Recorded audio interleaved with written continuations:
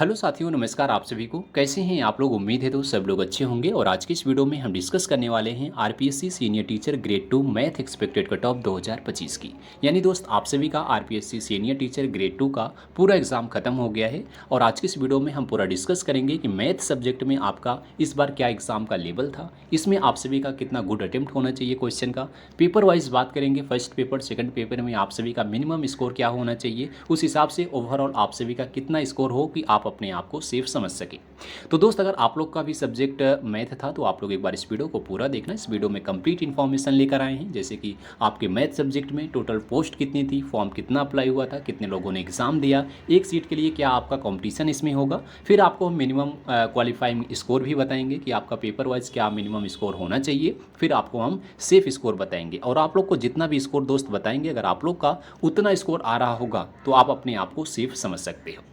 सबसे पहले हम बात करते हैं कि आपके एग्जाम में क्या कंपटीशन है। उससे पहले आपको बता दें दोस्त, अगर आपने चैनल को सब्सक्राइब नहीं किया है तो चैनल को अभी सब्सक्राइब करके बेल आइकन को ऑन कर लेना। इसी तरह से आपको आरपीएससी एग्जाम से रिलेटेड पल पल की अपडेट मिलती रहेगी। आइए सबसे पहले हम आपको कंपटीशन दिखा देते हैं कि आपके मैथ सब्जेक्ट में क्या कंपटीशन आपका होने वाला है। इसमें देखेंगे नंबर ऑफ पोस्ट की कितनी है, 694। लेकिन अगर आप फॉर्म की संख्या देखेंगे तो इसमें आपका फॉर्म बहुत कम अप्लाई हुआ था। अगर आप देखेंगे साथी, जैसे आपका एसएसटी जो सब्जेक्ट था उसमें 3 लाख से ज़्यादा फॉर्म अप्लाई हुए थे। लेकिन मैथ है ऐसा सब्जेक्ट है कि इसमें बहुत कम कैंडिडेट होते हैं। टोटल जो आपकी फॉर्म की संख्या है 1,43,451 है। इसमें आपका कंपटीशन आपका इसलिए कम होगा। अगर हम इसमें बात करें कितने लोगों ने एग्ज़ाम दिया था, तो एग्ज़ाम की उपस्थिति जो थी मैथ सब्जेक्ट में तो लगभग 65% के अप्रॉक्स कैंडिडेट इसमें एग्ज़ाम दिए हैं। अगर आप 1,43,451 का 65% निकालोगे, आएगा 93,243। यानी सीधा सीधा देखेंगे तो 93, 94, 95 हज़ार तक कैंडिडेट इसमें एग्ज़ाम दिए हैं।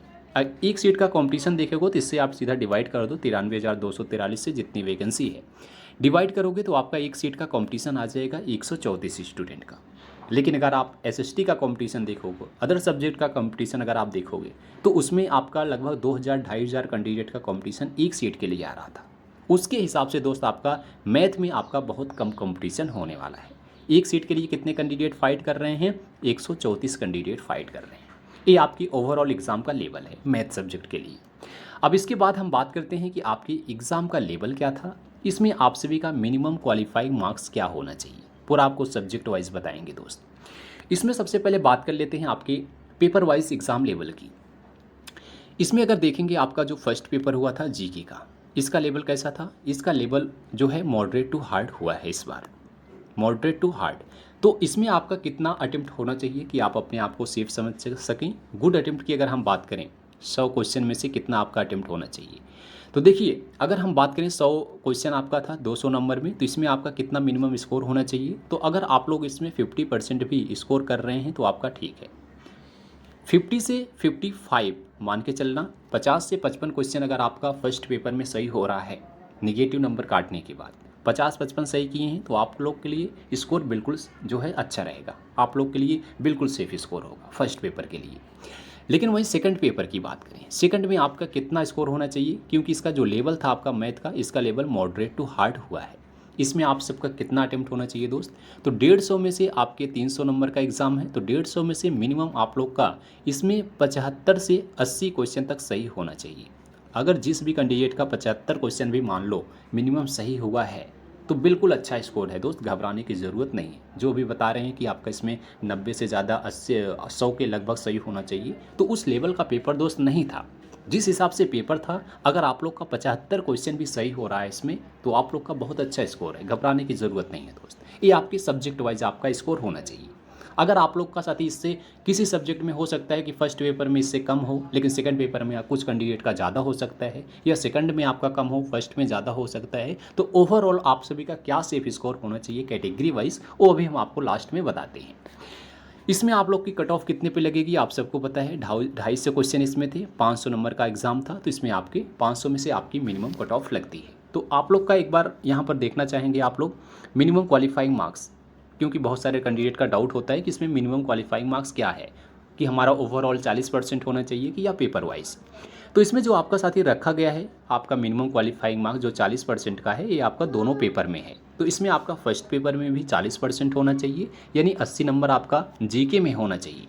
सेकंड पेपर में आपका 40% होना चाहिए, यानी 120 नंबर आपका सेकंड पेपर मैथ में होना चाहिए, मिनिमम होना चाहिए, तब आप इस एग्ज़ाम के लिए क्वालिफाई हैं। फिर आपकी कट ऑफ लगेगी। अगर आपका साथी किसी भी पेपर में 40% से कम स्कोर है तो आप एग्ज़ाम में डिस्क्वालीफाई हो जाएंगे, चाहे आप किसी पेपर में पूरा का पूरा नंबर लाएं। ऐसा कि मान लो, जैसे कि मान लेते हैं जीके में आपका जो है 80 नंबर से कम है, यानी 40% से कम है, 30% स्कोर अगर आप जीके में किए हैं, बाकी आप सेकंड पेपर में जो है 80% स्कोर किए हैं, तो ओवरऑल आप लोग एग्ज़ाम में फेल हो जाओगे। ये आपका साथी मिनिमम क्वालिफाइंग मार्क्स रखा गया है कि मिनिमम आप लोग का सब्जेक्ट वाइज 40% स्कोर होना चाहिए, तभी आप एग्ज़ाम को क्वालिफाई करोगे, तभी आपका जो है कट ऑफ को देखा जाएगा कि आप ओवरऑल कट ऑफ में आ रहे हो या नहीं। तो आप लोग का ये भ्रम नहीं होना चाहिए कि 40% का रूल क्या है। तो दोनों में आपका 40% से ज़्यादा ही स्कोर आना चाहिए इसमें आपको सिलेक्शन लेने के लिए। बाकी आप लोग का साथी इसमें क्या कट ऑफ रहेगी, कितनी आप सभी का सेफ स्कोर होगा, वो अभी हम आपको आगे बता रहे हैं। यहाँ पर अब हम आपको कैटेगरी वाइज आपका जो है सेफ स्कोर बता रहे हैं। एक्सपेक्टेड कट ऑफ की बात करेंगे कि आप लोग का इस बार कितनी कट ऑफ जाने की संभावना है। तो दोस्त, उससे पहले आपको बता दें कि आप लोग का कितना स्कोर आ रहा है। एक बार आप लोग कमेंट में अपना स्कोर ज़रूर बताना और आपकी कैटेगरी क्या है, दोनों चीज़ कमेंट में लिखना, जिससे हमें ढेर सारे कैंडिडेट का डेटा मिल पाए कि आप लोग का जो है मैथ सब्जेक्ट में टोटल स्कोर कितना आ रहा है। फिर हम आपको कमेंट के माध्यम से फीडबैक दे पाएंगे कि इसमें आपका फाइनल सिलेक्शन के चांस हैं या नहीं। बाकी अगर हम सेफ स्कोर की बात करें तो इसमें आपका क्या स्कोर होना चाहिए। तो अगर आप लोग यूआर कैटेगरी से हैं तो यूआर कैटेगरी वाले मान के चलना कि आपका 260 से स्कोर प्लस होना चाहिए। अगर आप लोग का 260 या 260 से ज़्यादा स्कोर आ रहा है तो आप लोग का स्कोर ठीक है, तो 260 वाले अपने आप को सेफ समझ सकते हो। बाकी ओबीसी कैटेगरी की बात करें, ओबीसी में अगर आपका मिनिमम जो है 250 भी है तो आपका स्कोर ठीक है, 250 और 250 से जितना भी आपका ज़्यादा अगर आ रहा है तो आप लोग का बिल्कुल सेफ स्कोर है 250 तक। बाकी ईडब्ल्यूएस कैटेगरी की बात करें तो ईडब्ल्यूएस में मान के चलना अगर आपका मिनिमम 245 तक भी स्कोर आ रहा है तो आप लोग का स्कोर ठीक है, अपने आप को आप लोग सेफ समझ सकते हो। बाकी एमबीसी की बात करें तो एमबीसी का लगभग ईडब्ल्यूएस के सेम ही देखने को मिलेगा, तो 245 मान के चलना, इतना आप लोग का मिनिमम स्कोर होना चाहिए। बाकी एससी और एसटी कैटेगरी की बात करें तो मान के चलना एससी में भी अगर आपका 200 से ज़्यादा ही है तब भी आपका जो है स्कोर ठीक है, 200 से प्लस तो होना चाहिए। एसटी में भी आपका यही स्कोर होना चाहिए, 10 नंबर का आगे पीछे अंतर देखने को मिल सकता है। तो अगर आप लोग का जो है कैटेगरी वाइज इतना स्कोर है, इससे प्लस है, तो आप अपने आप को सेफ समझ सकते हो, क्योंकि मैथ में आपका साथी कंपटीशन बहुत कम होने वाला है। पिछली बार आपका साथी मिनिमम क्वालिफाइंग मार्क्स पे भी सिलेक्शन हो गया था, तो इसमें भी आपका साथी इस बार भी ऐसा देखने को मिलेगा। अगर आप लोग 40% से स्कोर ज़्यादा किए हो, दोनों सब्जेक्ट में 40 से ज़्यादा आया है, तो आप लोग का चांस रहेगा कि इसमें आपको सिलेक्शन मिल पाए। लेकिन जितना हमने आपको स्कोर बताया है, अगर आप लोग का इतना स्कोर आ रहा है तो आप लोग अपने आप को सेफ समझ सकते हो। तो आप लोग का साथी कितना स्कोर है, एक बार आप लोग कमेंट में अपना स्कोर ज़रूर बताना, अपनी कैटेगरी बताना, फिर हम आपको कमेंट के माध्यम से फीडबैक दे पाएंगे कि इसमें आपका फाइनल सिलेक्शन होने के चांस हैं या नहीं।